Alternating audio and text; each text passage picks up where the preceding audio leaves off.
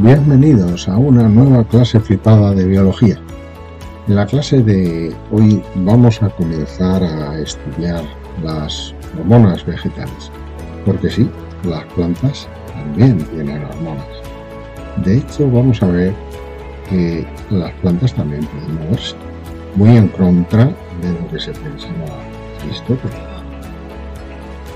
Vamos a comenzar.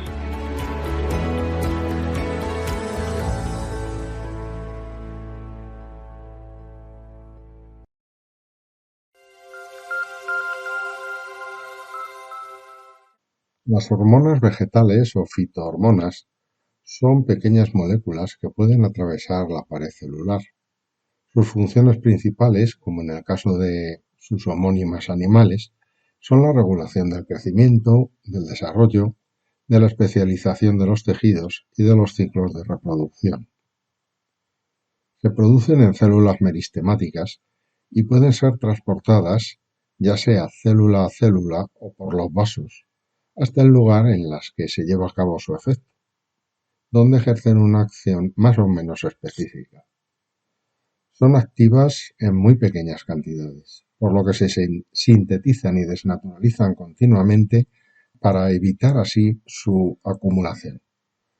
Por lo general, no actúan de forma aislada, sino que su efecto se ve contrarrestado o potenciado por la acción de otras hormonas, dependiendo de la concentración relativa que tenga cada una de ellas. Las principales fitohormonas son la usina, el ácido císico, las giberelinas, las citoquininas y el etileno. Las primeras hormonas que estudiaremos son las auxinas, entre las que destaca el ácido indolacético o IAA. El IAA es un derivado del triptófano, un aminoácido, muy abundante en la naturaleza. El IAA se conoce también como hormona del crecimiento, ya que es el responsable del crecimiento por elongación de las células. Además, retrasa el crecimiento de yemas axilares, dando lugar a un fenómeno conocido como dominancia apical, y favorece la producción de raíces laterales. El IAA está implicado en el geotropismo y en el fototropismo. El IAA se produce en el ápice caulinar. Cuando la luz incide lateralmente en el ápice, el IAA se redistribuye creando un gradiente de concentración en el tallo. El IAA se transporta célula a célula por difusión desde el lado iluminado al oscuro.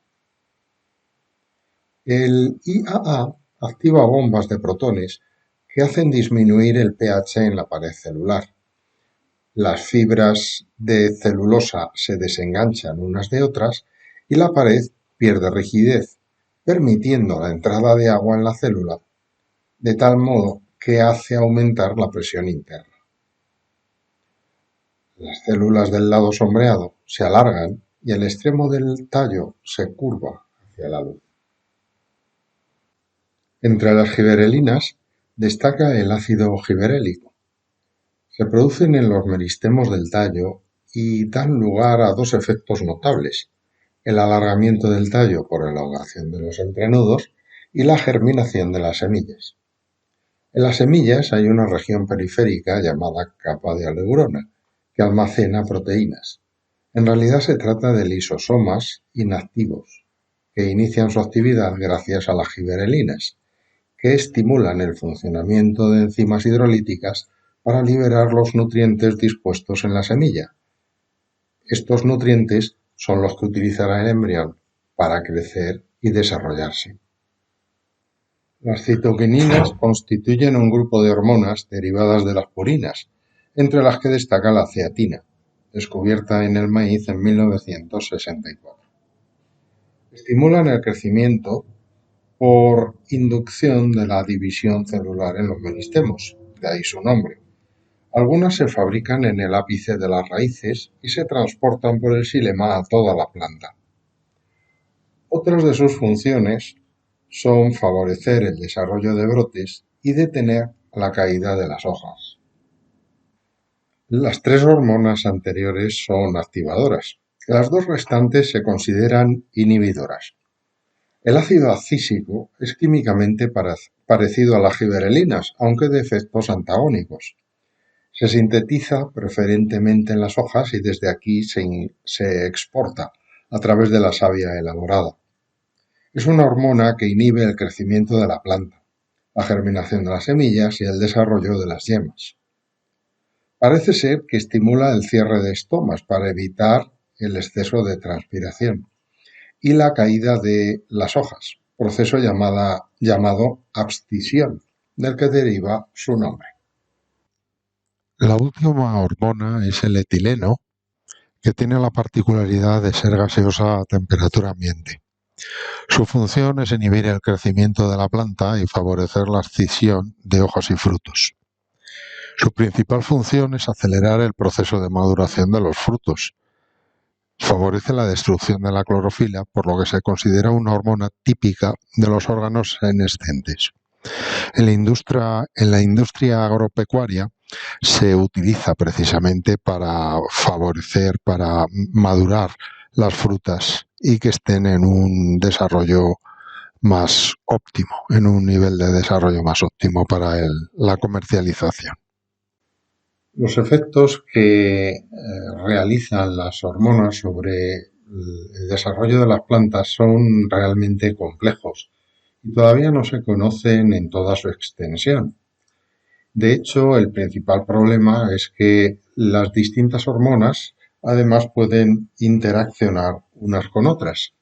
Así se piensa que en la primera etapa de la vida de una planta, en donde se produce la germinación y el establecimiento de la plántula, la hormona que actuaría de modo prioritario serían las citoquininas.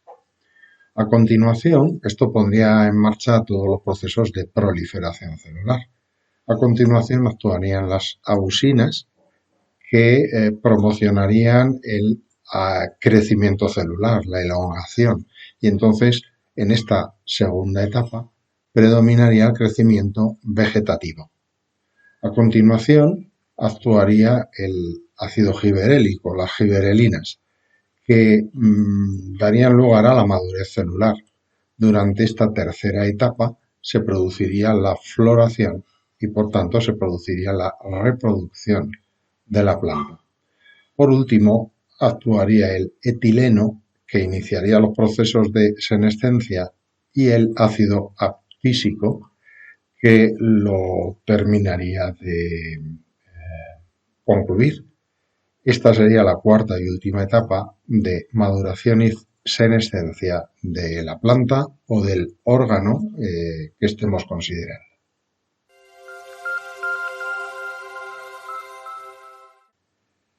La existencia y el efecto de las fitohormonas se puso de manifiesto a través de múltiples experimentos. Muchos de ellos se realizaron con auxinas.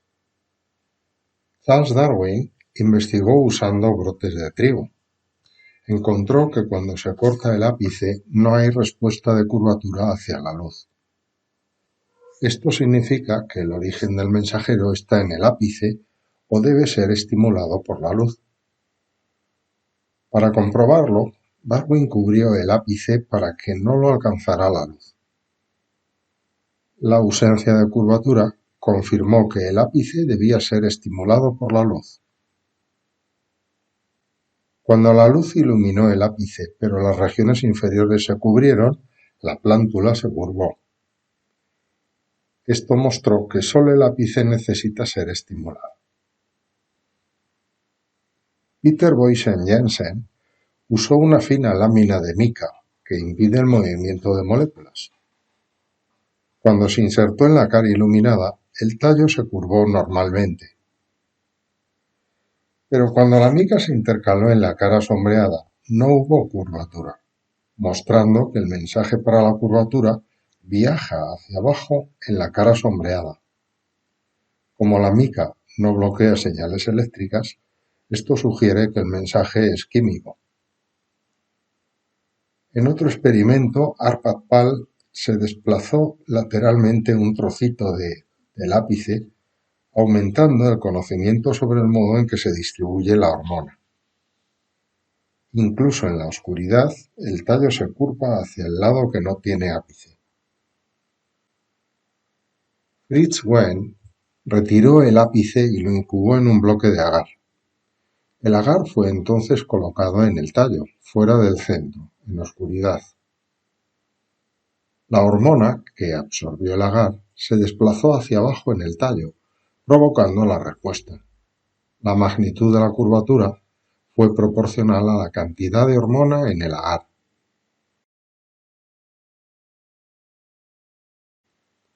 Por último, Winslow Briggs colocó un cristal muy fino verticalmente en el ápice.